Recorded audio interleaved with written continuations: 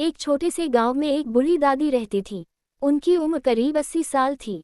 सफ़ेद बाल, झुर्रियों भरा चेहरा और हाथ में हमेशा एक लकड़ी की छड़ी। गांव वाले उन्हें प्यार से छड़ी वाली दादी कहते थे। दादी का घर गांव के आखिरी छोर पर था। मिट्टी का छोटा सा घर, सामने तुलसी का पौधा और पास ही एक नीम का पेड़। दादी के अपने कोई नहीं थे। बेटा शहर चला गया था और सालों से लौटकर नहीं आया। हर सुबह दादी सूरज निकलने से पहले उठ जाती। सबसे पहले तुलसी को पानी देती, फिर भगवान के सामने दीपक जलाती। उनका दिन बहुत सादा लेकिन सच्चा होता था।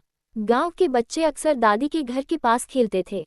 शुरू में बच्चे दादी को देखकर डरते थे, लेकिन धीरे धीरे दादी की मीठी बातें और कहानियां उन्हें बहुत अच्छी लगने लगीं। कभी राजा रानी की, कभी ईमानदार किसान की, तो कभी माँ बाप की इज्जत करने की। दादी हमेशा कहती, बच्चों, इंसान गरीब हो सकता है, लेकिन दिल से गरीब नहीं होना चाहिए। दादी की छड़ी बहुत पुरानी थी। उस छड़ी से दादी मुश्किल से चल पाती थी। बच्चे अक्सर पूछते, दादी, ये छड़ी इतनी पुरानी क्यों है? दादी मुस्कुराकर कहती, बिटिया, ये छड़ी मेरी जिंदगी की साथी है। जैसे इसने मेरा साथ नहीं छोड़ा, वैसे ही इंसान को अपने संस्कार नहीं छोड़ने चाहिए। एक दिन गांव में बहुत तेज बारिश हुई।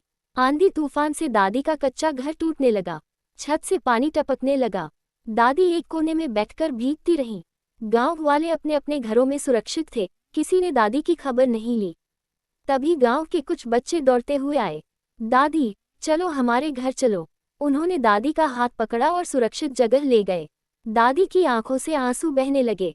आज समझ आया, रिश्ते खून से नहीं, दिल से बनते हैं। कुछ दिनों बाद अचानक दादी का बेटा शहर से आया।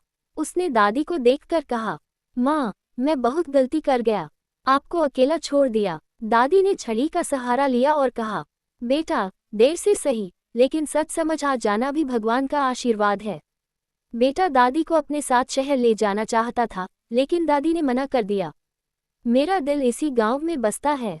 कुछ महीनों बाद दादी चल बसी। पूरा गांव रोया। बच्चों ने दादी की छड़ी को नीम के पेड़ के नीचे रख दिया। आज भी गांव के लोग कहते हैं, दादी तो चली गई, लेकिन उनकी बातें आज भी जिंदा हैं। बुजुर्गों की इज्जत करना हमारा फर्ज है। अच्छे संस्कार जिंदगी की सबसे बड़ी पूंजी हैं।